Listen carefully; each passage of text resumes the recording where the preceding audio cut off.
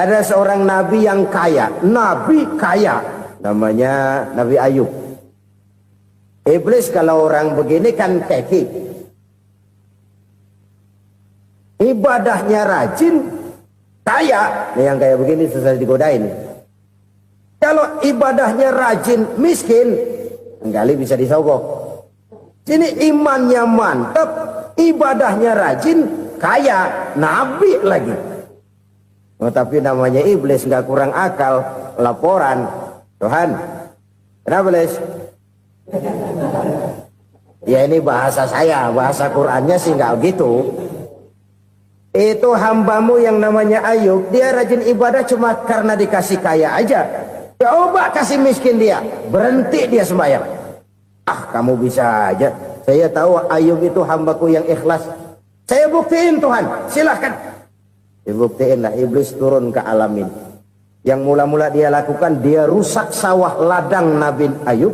Dia binasakan binatang ternak Nabi Ayub. Sehingga dalam waktu singkat, jatuhlah Nabi Ayub dari orang paling kaya jadi orang paling miskin. Beliau masih ibadah di mihrab dalam masjid. Datang iblis. Saudara Ayub, ya, lagi ngapain? Ibadah. Nyembah Allah, nyembah Allah. Oh, percuma. Kenapa? Tuhan yang ente sembah nih, dia udah bikin miskin ente. Sawah ladang ente hancur lebur, binatang ternak binasa. Sekarang ente jadi orang paling miskin. Ngapain nyembah Tuhan kayak begitu? Tekor. Udah berhenti dah ibadah, berhenti ibadah. Ini iblis sama Tuhan laporannya lain, yang dikerjakan kepada Nabi Ayub juga lain. Benar begitu iblis kata Nabi Ayub? Iya. Sawah ladang saya habis, buras. Binatang ternak saya binasa, binasa. Saya miskin, bangpak. Apa jawab Nabi Ayub? Bukan innalillahi, ya ini hebat. Alhamdulillahillazi a'tani wa akhza minni. Segala puji bagi Allah yang telah memberikan harta kepada saya dan sekarang mengambilnya lagi. Alhamdulillah. Allah yang ngasih, Allah yang ambil. Itu mah urusan Allah. Iblis cuman ibadah jalan terus, sujud lagi Nabi Ayub. Iblis seleher gondok banget. Dasar Nabi nggak mempan dia apa-apain. Miskin malah alhamdulillah. Allah yang ngasih, Allah yang ambil.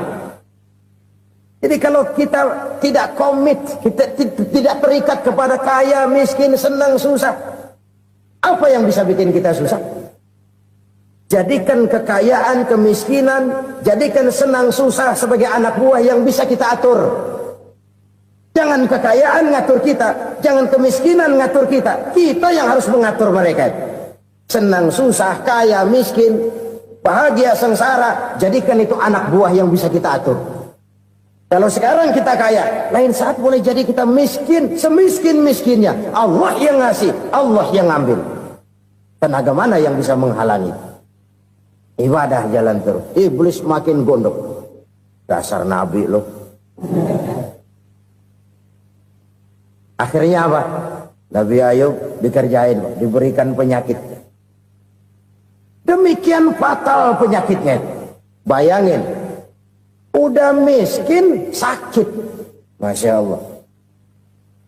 Miskin, sakit. Sakitnya nggak lama, kira-kira 16 tahun. Istrinya 3, 2 mental minta ceraiin. Ngerawatin laki bengek begini. Senang belum tentu, susah udah pasti nih. Cerai aja, cerai dah. Cerai.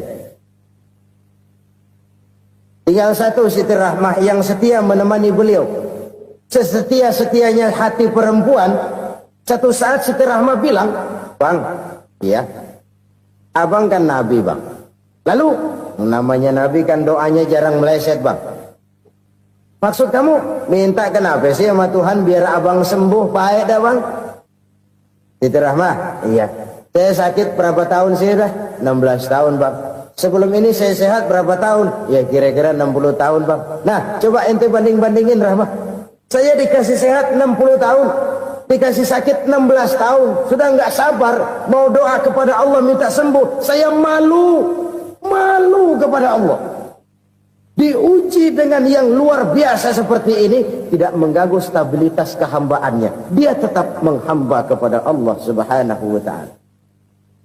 Saudara-saudara kaum muslimin rahimakumullah, kunci menghadapi kesulitan itu apa? Allah jelaskan dalam satu ayat, wa basyiris sabirin alladzina iza asabathum musibah qalu inna lillahi wa inna ilaihi raji'un. Gembirakan orang-orang yang sabar. Siapa mereka itu?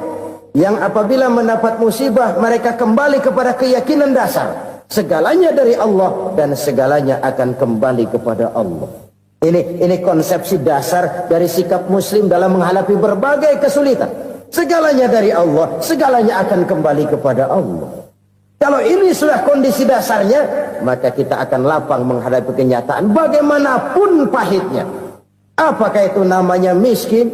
Apakah itu namanya sakit, bahkan maut sekalipun. Maut sekalipun. Segalanya dari Allah, segalanya akan kembali kepada Allah. Ini sikap hidup, bukan sekedar ucapan. Kita kadang-kadang menjadikannya sebagai ucapan. Mulutnya sehingga berhenti, innalillahi wa inna ilaihi raji'un, tapi nangisnya terus gerung-gerungan. Bukan itu, ini kesadaran moral. Kalau segalanya dari Allah, segalanya kembali kepada Allah, kan sebenarnya cuma nunggu giliran. Hari ini saya nyembayangin dia, entah hari apa saya disembayangin orang.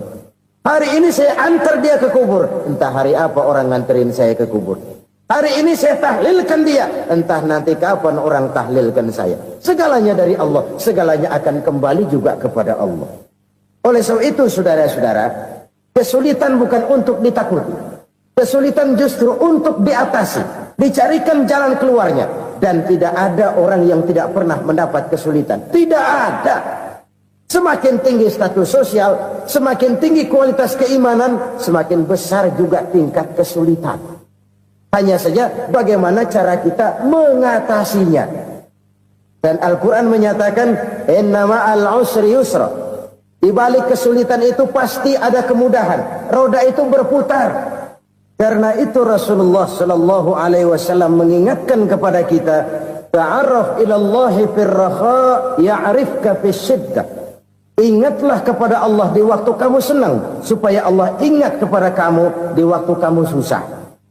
Kalau waktu senang kita ingat kepada Allah, kita susah, Allah tidak akan meninggalkan kita.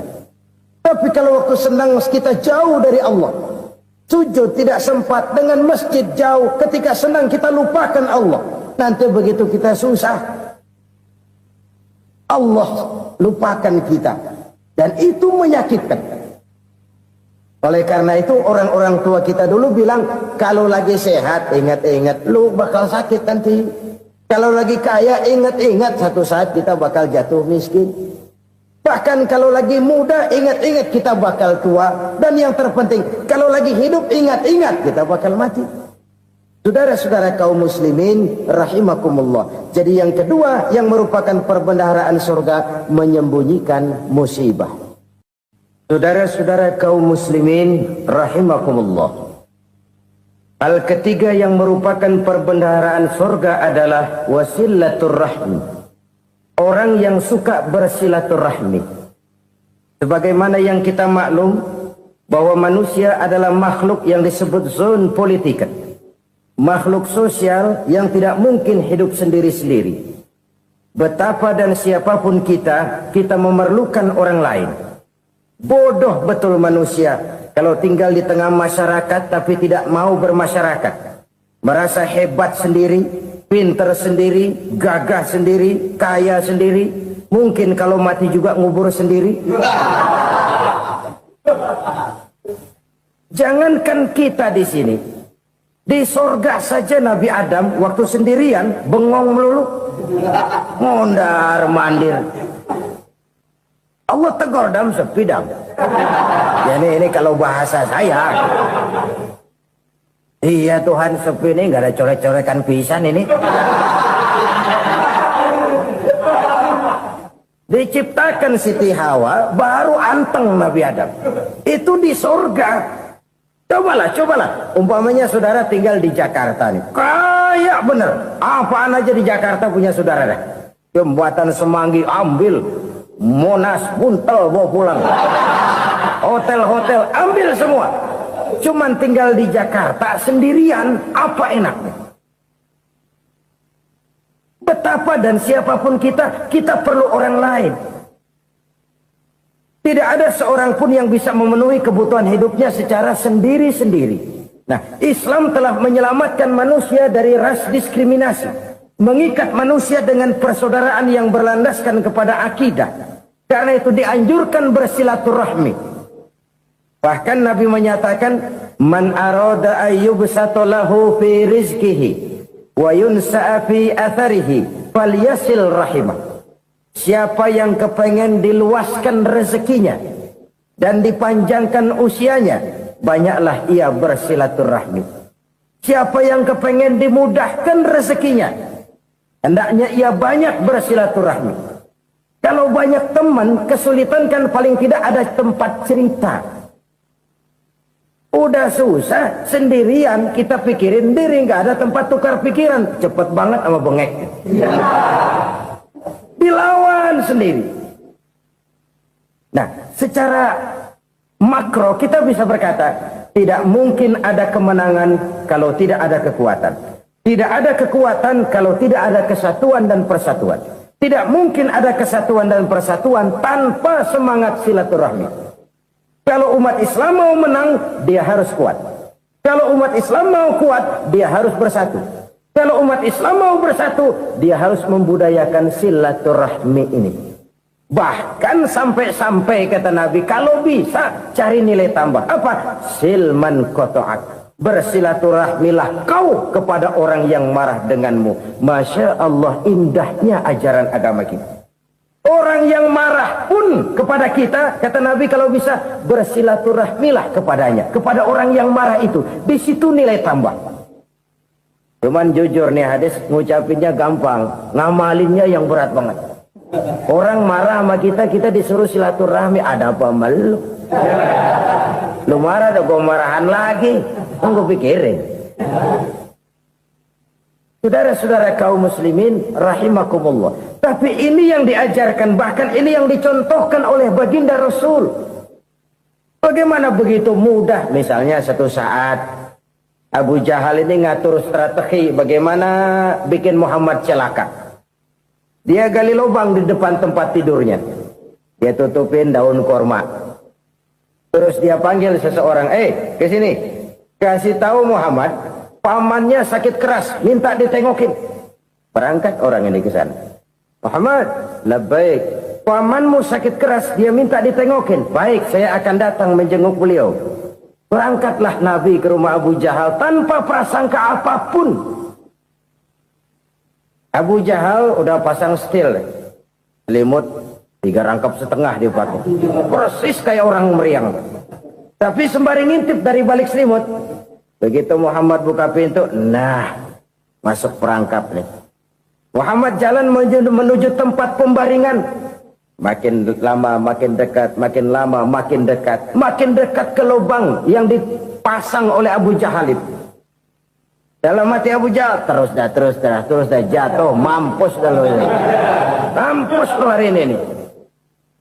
Apa yang terjadi? Malaikat Jibril datang. Muhammad, pamanmu cuma pura-pura sakit. Di depan tempat tidurnya ada lubang perangkap supaya kamu jatuh ke situ.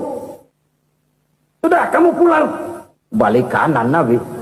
Sudah hampir jatuh ke lubang, balik kanan, pulang. Bayangin kecewanya Abu Jahal. Muhammad dikit lagi, Muhammad dikit lagi. Enggak paman, saya pulang aja. Emosi bangun dari tempat tidur, enggak sadar kalau lagi pura-pura sakit. Lompat ngejar Nabi, dia lupa dengan lubang yang dia gali. Usrak, nyemplung sendiri ke dalam lubang.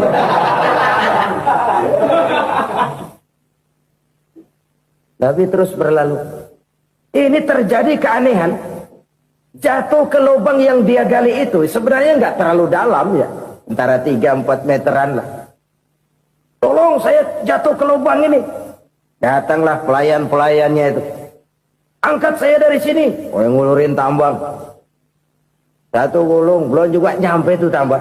Kurang, beli lagi ke warung. Sambung, ulur lagi, nggak juga bisa sampai. Wah ini kerjaan Muhammad ini. Tolong siapa salah seorang kamu ke rumah Muhammad, kasih tahu encangnya kecebur. Minta ditolongin. Sampaikan kepada Rasul. Kenapa? Pamanmu jatuh ke lubang, Muhammad minta tolong diangkatin. Tambang udah nyambung-nyambung gak nyampe juga. Ya, nanti saya datang saya tolong. Coba. Nyata-nyata orang berniat jahat mau mencelakakan dia. Datang dia menolong. Ini yang disebut air tuba dibalas air susu ya ini. Bukan sebaliknya. Air tuba dibalas air susu. Paman, kecebur ya? Iya Muhammad, tolong ini. Pegang tangan saya. Nabi ulurkan tangannya. Nyampe. Dipegang oleh Abu Jahal. Diangkat ke atas. Sampai atas. Apa kata Abu Jahal? Sihirmu memang hebat Muhammad. Udah ditolongin dikata sihir. Yang enak kita kemplang kan itu orang begitu. Urusan apa? Tapi inilah akhlak. Kalau bisa kamu bersilaturahmilah dengan orang yang marah kepadamu sekalipun. Orang marah kita tetap baik.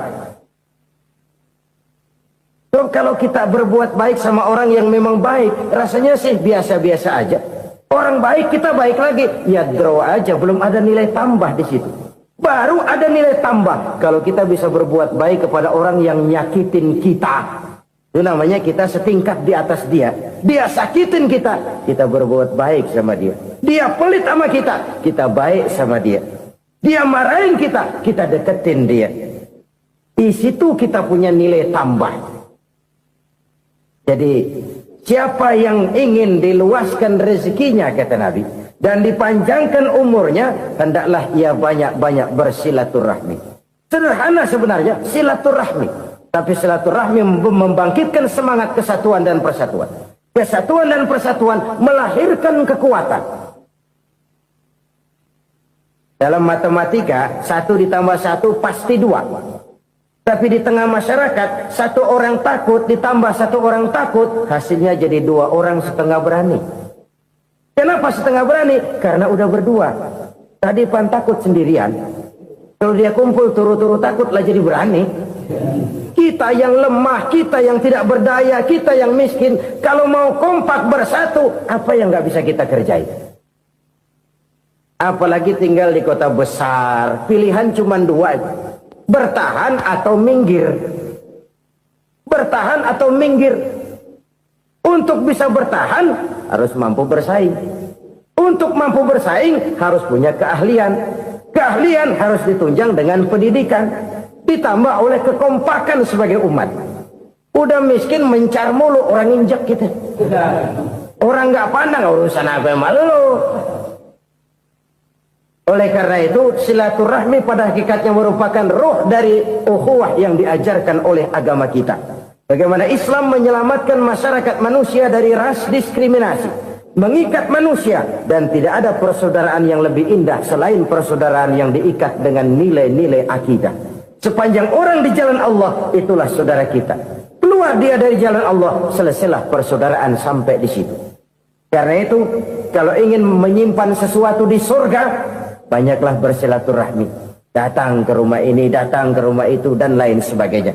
Itu simpanan kita di akhirat nanti. Ini yang ketiga. Saudara-saudara, yang keempat, perbendaharaan surga itu apa? Wa qawlu la hawla wa la quwwata illa billah. Ucapan la haula wa la quwwata illa billah. Ibadah kan ada yang berat, modalnya besar. Bangun masjid berat, modalnya besar. Bangun rumah sakit berat, modalnya besar. Ada ibadah yang berat, tapi modalnya ringan. Misalnya puasa. Puasa itu berat, mengendalikan nafsu. Kalau sekedar nggak makan nggak minum sih enteng, mengendalikan nafsu itu jihad terbesar. Tapi kan modalnya ringan, cuma niat saja. Ini ibadah berat, modalnya ringan. Ada ibadah yang ringan, modalnya juga enteng. Seperti termasuk ucapan la haula wa la quwwata illa billah. Tanpa sadar, La haula wala quwata illa billah. Nyelengin tuh di surga. Nyelengin, kita nggak terasa. Nyelengin simpenan akhirat. La haula wala quwata illa billah. Nyimpan lagi. Kaget. La haula wala quwata illa billah. Nyimpan lagi. Banyak simpenan. Walaupun sebenarnya yang dimaksud di sini adalah kesadaran batin. Bahwa tidak ada daya dan kekuatan kecuali Allah.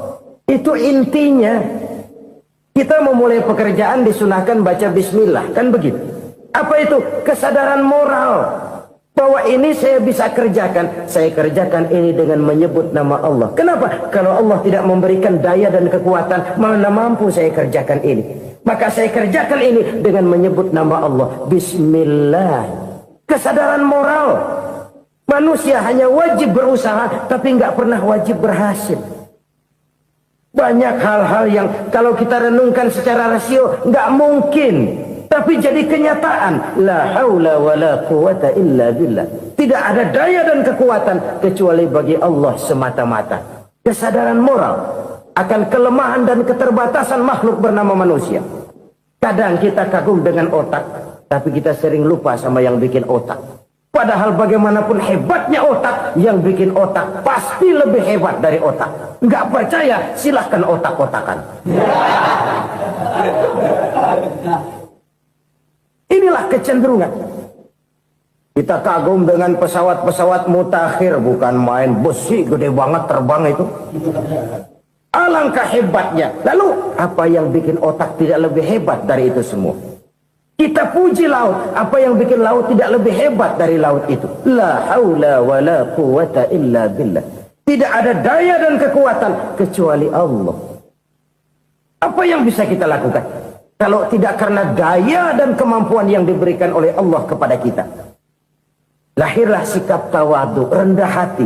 Tidak melonjak menjadi angkuh dan sombong. Sadar akan kelemahan dan keterbatasan diri.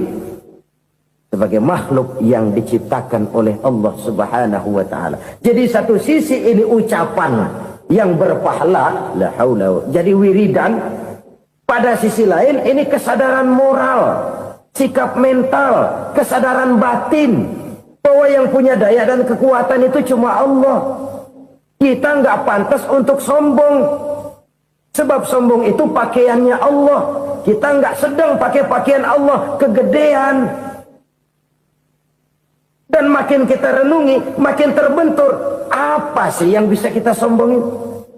Kita mau sombong apa? Kaya? Pintar? Itu kan semua relatif. Di atas langit masih ada langit lagi. Jadi oleh karenanya, marilah kita menyadari. Manusia hanya wajib berusaha, tapi tidak pernah wajib berhasil. Yang berusaha saja tidak wajib berhasil, apalagi yang tidak berusaha. Islam bukan agama orang pemalas yang selesai sholat lalu enggelohom, enggelenggem ayem-ayem. Tapi Islam bukan agama orang sombong yang setelah berusaha lalu tidak memerlukan Allah. Kita bisa saja bikin proyeksi, tahun sekian kita bakal panen besar menurut perhitungan otak. Tapi ada kejadian lain. Apa? Tikus ngambek.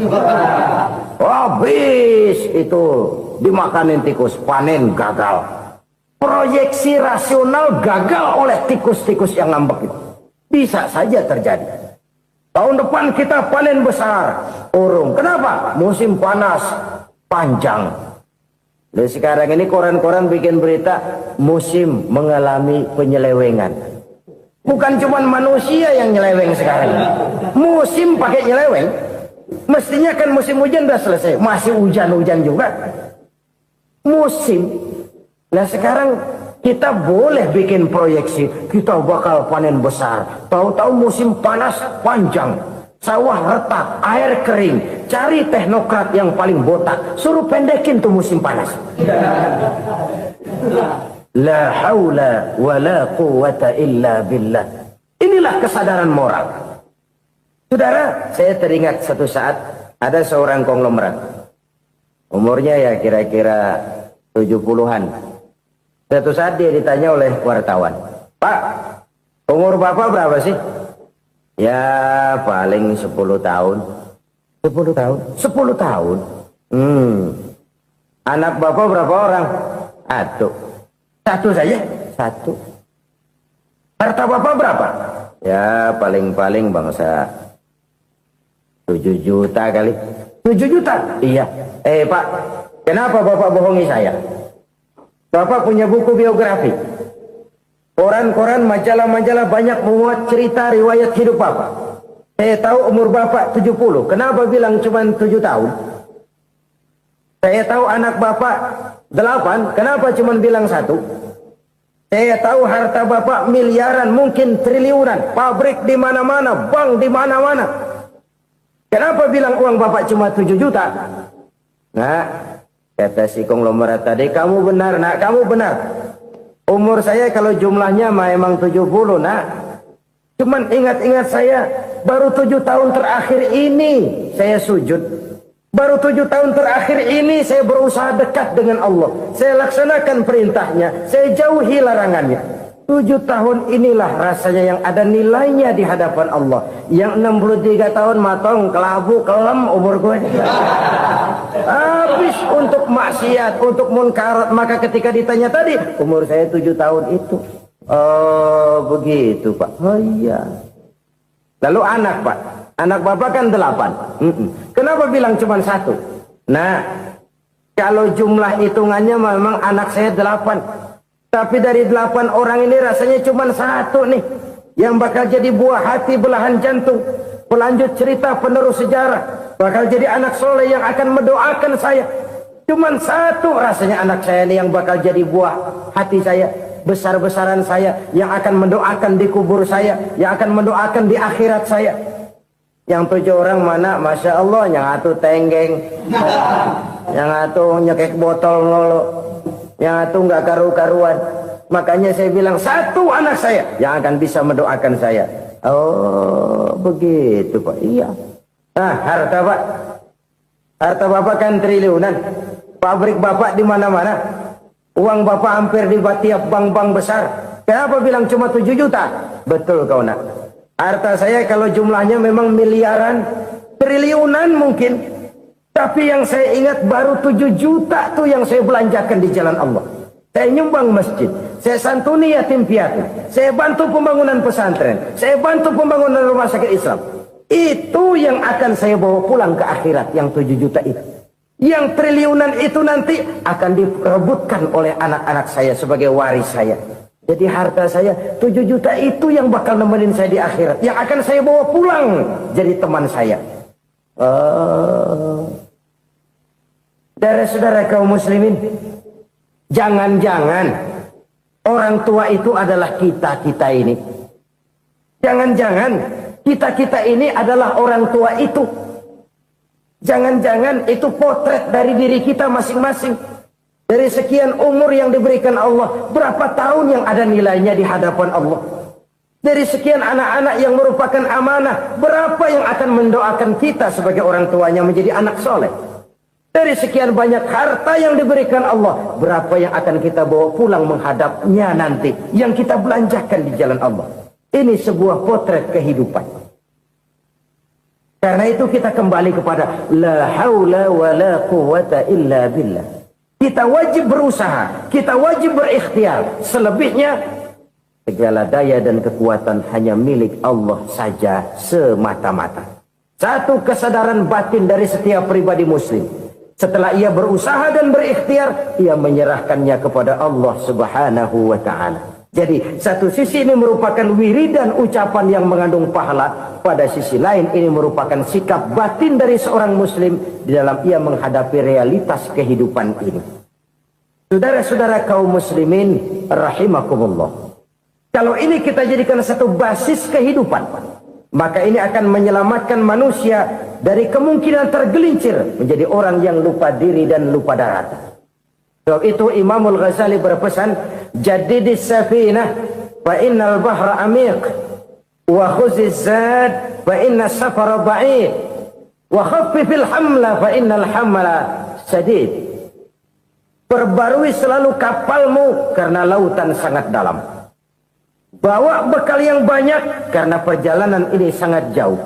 Ringankan beban karena kebanyakan beban akan menyakitkan. Alangkah indah kalimat ini, alangkah dalam makna yang terkandung di sana. Perbarui selalu kapalmu karena lautan sangat dalam. Apa artinya ini? Jaga mentalmu baik-baik. Pelihara imanmu baik-baik karena hidup penuh cobaan seperti lautan. Kita kalau berlayar di lautan kan kadang-kadang tenang, angin bertiup sepoi-sepoi basah. Jika malam datang, bintang gemintang bertabur menghias cakrawala. Rembulan memantulkan sinarnya dengan indah. Dalam keadaan begitu berlayar enak.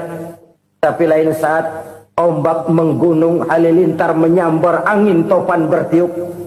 Berapa banyak sudah saudara-saudara kita yang tenggelam di lautan dunia tanpa sadar bahwa dia belum sampai kepada pantai yang akan dituju. Berapa banyak sudah saudara-saudara kita yang tenggelam di lautan dunia ini tanpa sempat bangkit lagi. Dia menyangka sudah sampai kepada tujuannya. Hati-hati kapal jangan sampai bocor karena lautan sangat dalam. Iman ini jaga baik-baik karena hidup penuh dengan ujian. Wa khuzizat fa inna safara ba'id. Bawa bekal yang banyak karena perjalanan sangat jauh. Saudara mau ke Bandung, bawa duit. Saudara mau ke Surabaya, banyakan lagi duitnya.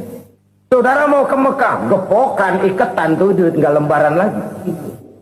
Makin jauh perjalanan, makin banyak bekal yang harus kita bawa. Kalau saudara dari Jakarta mau ke Surabaya, kagak bawa duit berangkat juga, itu sih bukan berani namanya, nekat. Sampai Surabaya belum tentu, sengsara di jalan udah pasti. Kenapa? Nggak bawa bekal berangkat. Sama juga kita nih, misalnya belum sempat sembahyang, mati. Waduh, berani banget orang. Belum punya bekal, mati. Sengsara di jalan. Atau bekal tidak cukup. Dari Jakarta saudara mau ke Surabaya, bawa duit 500 perak. Paling jauh Cikampek nyampenya itu. Paling jauh itu. Antara jauhnya perjalanan dengan bekal yang saudara bawa tidak seimbang. Hidup ini perjalanan panjang. A walking tour. Dimulai dari alam arwah. Sebelum jasad diciptakan, roh diciptakan lebih dulu. Dari situ pindah ke alam rahim. Dari alam rahim pindah ke alam dunia. Dari alam dunia pindah ke alam barzah. Baru menuju akhirat. Satu perjalanan panjang. Kalau bekal tidak bawa, sengsara di jalan. Bawa bekal yang banyak karena perjalanan ini sangat jauh. Wa khaffifil hamla, ringankan beban karena beban itu cuma akan menyulitkan. Kalau bekal itu sih keperluan, tapi beban nggak kita perluin, cuma ngeberat-beratin. Apa ini beban? Dosa. Kecurangan, kebatilan, kesoliman, ketidakadilan, kesewenang-wenangan. Itu akan jadi beban kita di akhirat. Alangkah celakanya, perjalanan panjang, bekal tidak bawa, beban kelewat banyak, alamat sengsara di jalan. Pahala tidak ada, dosa berlipat ganda. Na'udzubillah, summa na'udzubillah. Kalau kita rangkum nasihat Al-Ghazali dengan kisah si konglomerat tadi, kita akan mengambil kesimpulan. Pertama, bekal terbaik dalam menghadapi gejolak kehidupan ini tidak lain adalah iman. Yang kedua, pahala dan dosa. Dua hal kontroversial. Pahala adalah bekal, dosa adalah beban. Tapi kita sekarang kan tidak begitu terangsang kepada yang abstrak. Orang berlomba mencari yang konkret-konkret saja. Yang real. Kalau memang dosa, benjol dong. Kira-kira begitu. Kira-kira begitu. Persis orang Yahudi dulu. Orang Yahudi itu kan pernah minta kepada Nabi Musa. Ya Musa, lan nu'mina laka hatta narallaha jahrah. Musa, kami nggak bakal mau beriman kepada Allah kalau belum kami lihat Allah ada nongkrong di depan kami. Kalau memang Tuhan ada, taruh dong di depan kami. Mau yang konkret-konkret saja. Kalau memang dosa, benjol dong. Kalau memang pahala, berasa dong. Orang terangsang kepada yang real, yang konkret-konkret saja. Karena itu, untuk mengejar dosa, orang mau bayar. Tapi untuk mengejar pahala walaupun tidak bayar, orang segan. Ini yang dikatakan oleh Nabi, kamu mengharapkan ke surga tapi kamu berat melaksanakan sesuatu yang bisa membawa kamu ke surga. Kamu ingin jauh dari neraka tapi tiap saat kamu lakukan perbuatan-perbuatan yang justru menjerumuskan kamu ke neraka. Idda'aitum an-najata minan nar wa ramaitum fiha anfusakum. Kamu ingin selamat dari neraka, tapi kamu lemparkan diri kamu ke neraka. Kamu ingin masuk surga, tapi berat sekali kamu melakukan perbuatan-perbuatan yang bisa menyampaikan kamu di surga. Saudara-saudara kaum muslimin, rahimakumullah. Jadi hal keempat yang merupakan perbendaharaan surga adalah la haula wa la quwwata illa billah. Satu sisi ini merupakan ucapan yang memperberat timbangan akhirat. Pada sisi lain ini merupakan sikap hidup seorang muslim. Kesadaran batin yang sangat dalam bahwa tidak ada daya dan kekuatan kecuali Allah. Dan itu kita simbolkan pada saat memulai pekerjaan dengan Bismillah. Dengan menyebut nama Allah. Satu kesadaran moral. Saya hanya bisa melakukan ini karena diberikan daya dan kekuatan oleh Allah. Lahirlah sikap tawadu, rendah hati, tidak melonjak menjadi angkuh dan sombong. Saudara-saudara, sampai sini dulu jumpa kita kali ini. Semoga 4 perbendaharaan surga ini dapat kita lakukan, yang kelak akan merupakan bekal kita di kemudian hari nanti. Amin ya rabbal alamin. Bapak-bapak, ibu-ibu, saudara-saudara kaum muslimin rahimakumullah. Di dalam kehidupan kita sebagai seorang muslim, minimal 5 kali dalam sehari semalam kita mendengar seruan untuk mendirikan solat yang disebut azan. Ada kalimat menarik di dalam kalimat azan itu, yakni seruan hayya 'alal falah, marilah menuju kepada keberuntungan, marilah meraih kemenangan. Seruan ini adalah kecenderungan dari setiap manusia, apapun warna kulitnya. Artinya, setiap orang dalam hidup selalu ingin meraih dan mencari kemenangan. Kemenangan akan melahirkan kepuasan batin, dan kepuasan batin memberikan kebahagiaan. Sedangkan kekalahan melahirkan penderitaan batin, dan penderitaan batin menjerumuskan seseorang di dalam berbagai bentuk kerugian. Jikalau inilah seruan azan, maka masalahnya ialah apa yang menyebabkan kita meraih kemenangan. Al-Quranul Karim memberikan tuntunan dan ajaran kepada kita bahwa orang-orang yang memperoleh kemenangan itu tidak lain adalah orang-orang yang bertakwa. Hanyalah mereka yang bertakwa kepada Allah Subhanahu wa ta'ala pada akhirnya akan tampil sebagai pemenang. Lalu siapa orang yang bertakwa itu? Dijelaskan dalam awal-awal Al-Baqarah, orang yang bertakwa yang akan meraih kemenangan. Pertama, allazina yu'minuna bil ghaib, yaitu orang-orang yang beriman kepada yang gaib. Percaya bahwa ada alam yang gaib, alam yang abstrak, alam yang tidak bisa dijangkau oleh salah satu daripada panca indera kita. Mereka percaya dan beriman kepada adanya malaikat, beriman kepada adanya iblis dan jin, beriman kepada adanya alam kubur, beriman kepada adanya alam mahsyar, beriman kepada adanya alam akhirat, beriman kepada adanya surga dan neraka. Beriman bukan cuma sekedar beriman dalam ucapan bibir saja, tetapi beriman yang nilai iman itu mampu mewarnai gerak dan gaya hidupnya. Iman yang meresap sampai ke tulang sumsum, kemudian memberikan dampak positif di dalam kehidupan manusia. Alam, kita tahu, adalah sesuatu yang selain Allah, dan Allah bukanlah alam. apapun namanya selain daripada Allah itu adalah alam. Alam pada hakikatnya terbagi menjadi dua. Ada alam syahadah, alam nyata, alam konkret, alam yang bisa dijangkau oleh salah satu indera kita. Kemudian ada alam ghaib, alam yang tidak bisa dijangkau oleh panca indera kita, alam metafisika, alam abstrak, alam yang wajib kita imani keberadaannya. Kita percaya bahwa malaikat itu ada. Kita percaya kepada jin, bahwa jin itu ada. Kita percaya kepada adanya iblis dan setan. Bukan percaya kepada iblis dan setannya, percaya bahwa iblis dan setan itu ada. Itu termasuk salah satu daripada sifat orang yang bertakwa kepada Allah. Saudara-saudara kaum muslimin rahimakumullah, kecenderungan pembangunan yang lebih bersifat materialistis biasanya menggeser aspek kehidupan rohani. Orang berpikir empiri, dan dalam pola pikir yang demikian maka alam gaib tidak lagi mendapat perhatian. Aspek kehidupan yang bersifat rohaniah malah mulai ditinggalkan. Akibatnya terjadilah kepincangan di dalam kehidupan kita.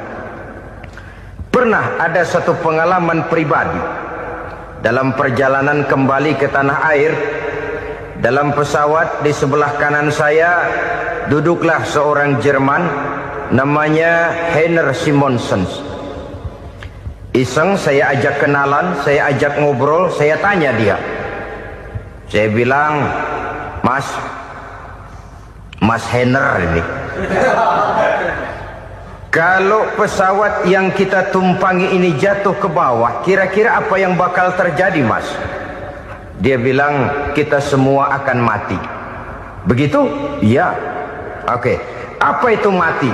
Tanya saya. Dia bilang, untuk tahu apa itu mati, kita harus tahu lebih dahulu apa itu hidup. Saya pikir nih bule bisa ngomong juga. Baiklah kata saya. Apa hidup menurut Anda itu?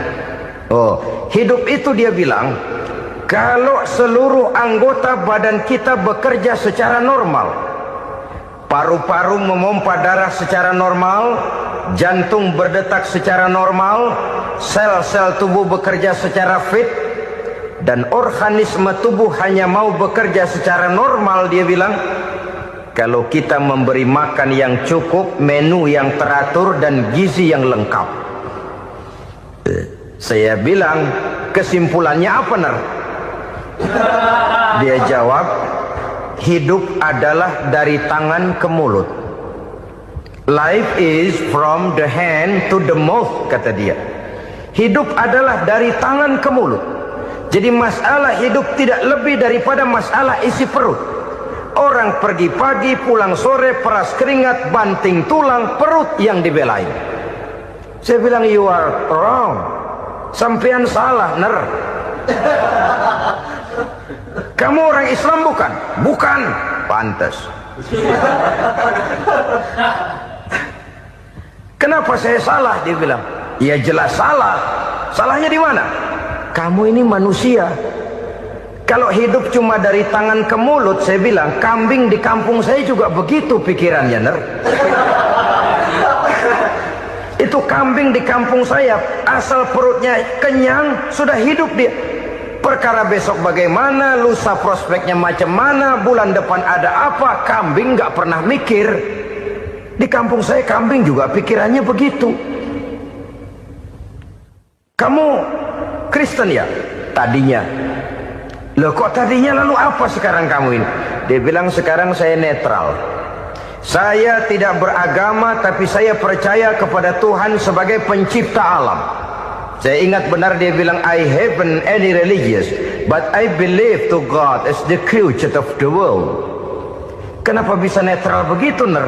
Habis saya bingung katanya. Islam bilang Islam baik, Kristen bilang Kristen baik, Hindu Buddha bilang Hindu Buddha baik, semua agama baik. Saya netral sekalian, nggak beragama. Yang penting saya percaya kepada Tuhan. Saya bilang, Ner, kamu ini kayak orang mau beli celana, lalu bingung.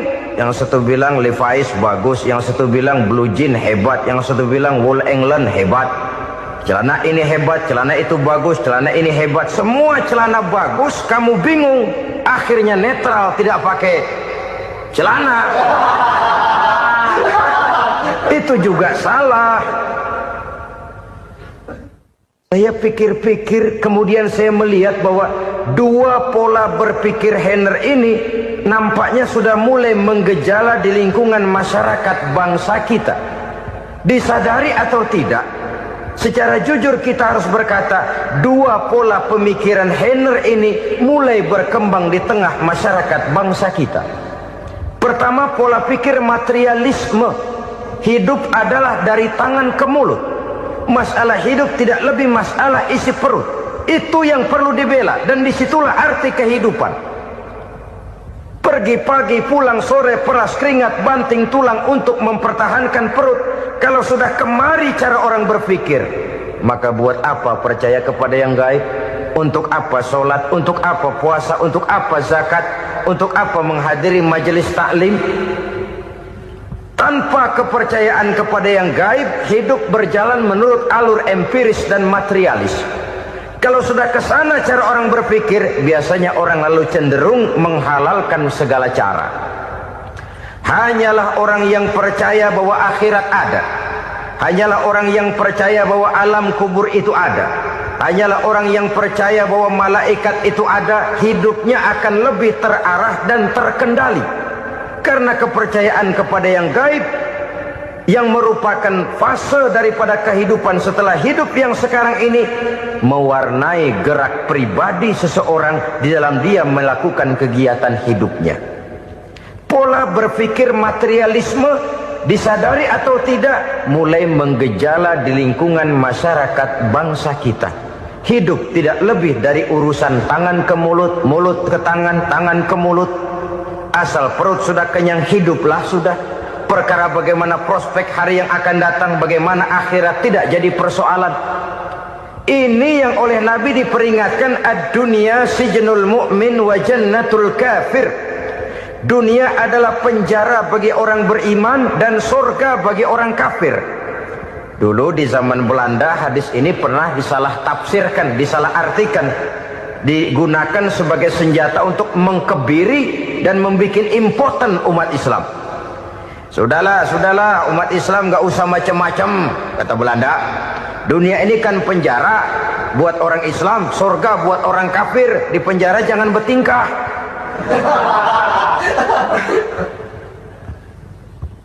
Pengertiannya tidak begitu. Dunia adalah penjara bagi orang mukmin. Artinya dalam kehidupan dunia seorang mukmin tidak bebas memperturutkan hawa nafsunya. Di penjara hawa nafsunya itu. Sebaliknya surga bagi orang-orang kafir.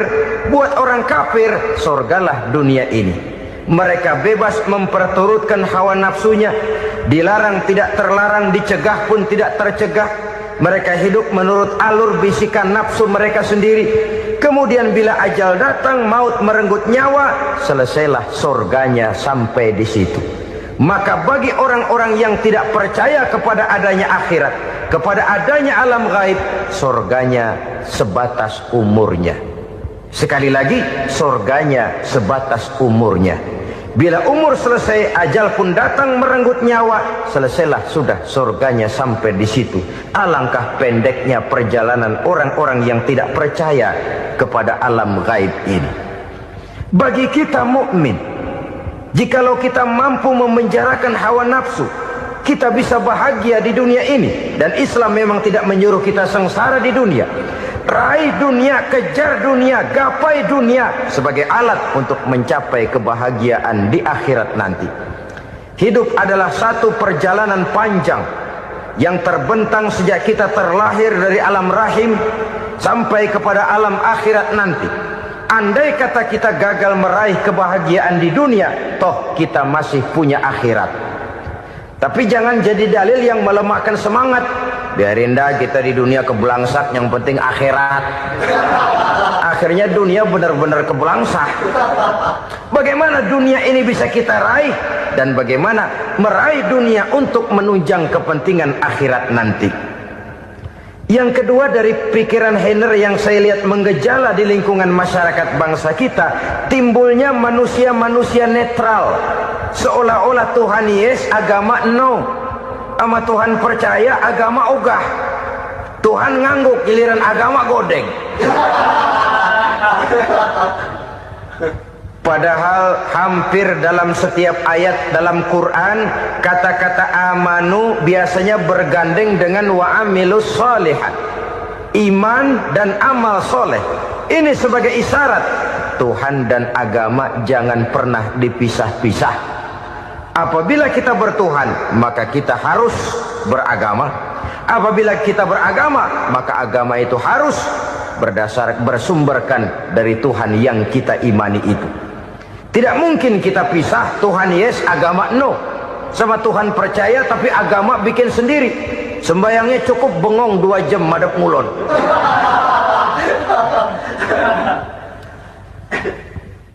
Saudara-saudara kaum muslimin rahimakumullah.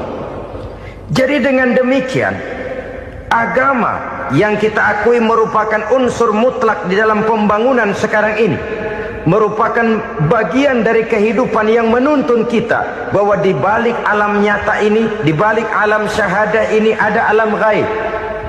Dan mudabbir, murabbi, yang mengatur, yang menguasai, yang memelihara baik dia alam nyata, baik dia alam gaib, tidak lain adalah Allah Subhanahu wa ta'ala. Di sana ada satu super power, satu maha kekuatan yang kita perlu bersandar kepadanya. Sebagai makhluk nyata yang hidup di alam nyata, berbuatlah secara nyata sebagaimana harusnya kita berbuat. Karena Islam jelas bukan agamanya orang pemalas. Islam jelas bukan agamanya orang yang mengajarkan setelah selesai sholat boleh duduk, nggelenggem ayam-ayam, ndelohom, menghitung bintang di langit sambil menunggu keajaiban. Tidak. Islam adalah agama yang mengajarkan apabila sholat sudah selesai kamu kerjakan, bertebaranlah di permukaan bumi, cari karunia Tuhanmu. Jangan hidup berpangku tangan menunggu keajaiban, karena hidup bukan undian. Jangan berharap untung besar tanpa mau peras keringat. Tapi di sebalik itu toh kita juga harus yakin bahwa di sisi usaha nyata yang kita lakukan ada satu super power, satu maha kekuatan gaib yang menentukan berhasil dan tidaknya usaha kita. Kepercayaan kepada hal semacam inilah yang mendorong kita untuk mempunyai sandaran vertikal, agar jikalau usaha ini berhasil, kita tidak lupa diri dan lupa daratan. Jikalau usaha ini gagal, kita tidak putus asa dan buruk sangka, tidak cupik pandangan dan sempit hati, tapi mampu melihat persoalan dengan kacamata putih sambil husnuzon kepada Allah Subhanahu wa ta'ala. Kita percaya malaikat itu ada. Ada yang namanya Raqib dan Atid, mengawasi gerak hidup kita sampai kepada gerak hati kita. Ini memberikan sugesti agar kita berhati-hati. Tidak sejengkal tanah pun kita bisa berlindung dari pengawasan Raqib dan Atid. Ada Munkar Nakir yang akan menyoal kita di alam kubur. Ada malaikat Malik, penjaga neraka. Ada malaikat Ridwan yang menjaga surga. Kita percaya kepada adanya jin, kita percaya kepada adanya setan, iblis. Percaya kepada adanya, bukan mempercayai si setan, si iblis lalu menjadikannya sebagai teman. Tidak. Percaya bahwa mereka itu ada dan merupakan makhluk Allah yang gaib, yang diciptakan Allah Azza wa Jalla. Kepercayaan kepada alam gaib memberikan motivasi terhadap gerak lahir manusia, sehingga dengan motivasi kepercayaan kepada yang gaib, gerak lahir jadi lebih terarah, jadi lebih terpelihara. Pernah seseorang bertanya, "Pak, apakah adanya akhirat bisa dibuktikan secara ilmiah?" Saya bilang tidak bisa, tidak bisa. Kenapa? Karena yang berangkat nggak pernah pulang kembali lagi.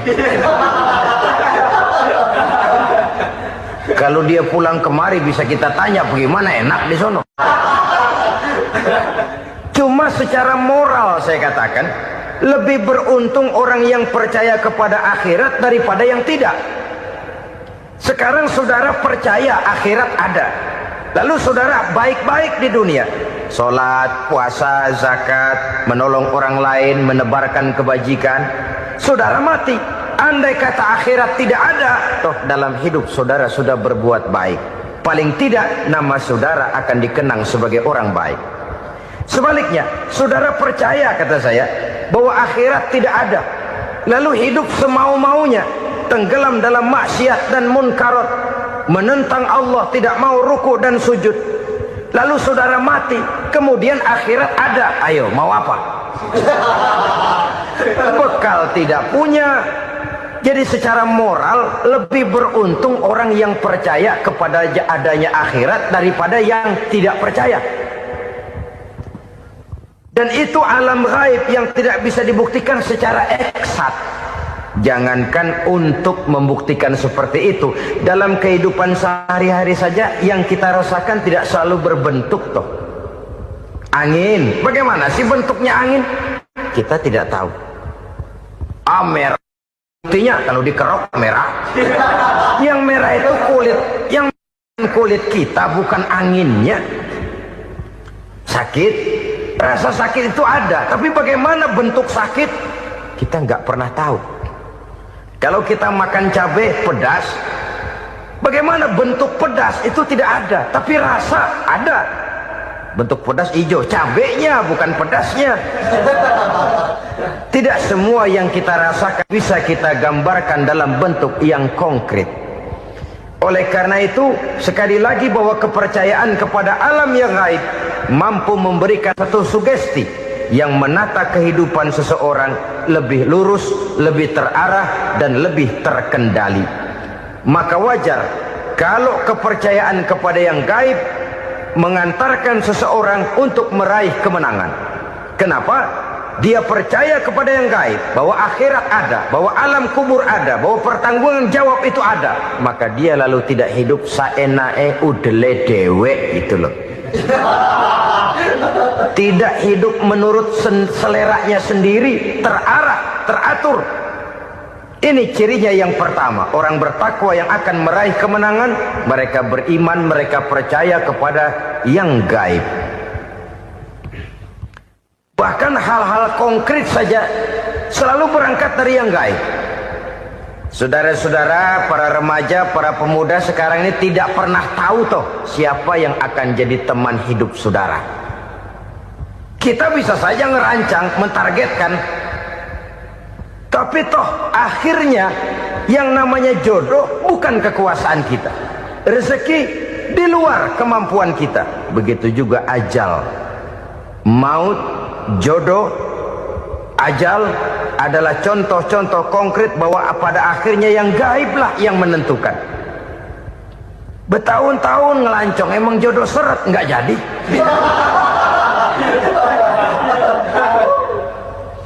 Begitu kenal baru setengah malam nginep ditangkap hansip kan.